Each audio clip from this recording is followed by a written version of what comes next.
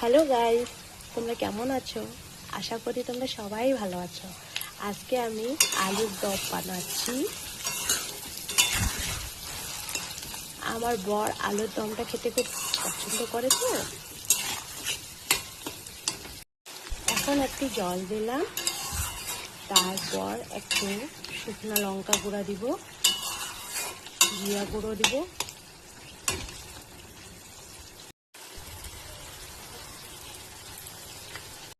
জিরার গুঁড়ো আর শুকনো লঙ্কার গুঁড়ো দেওয়ার পর দেখো রঙটা কতই না সুন্দরটা হয়েছে।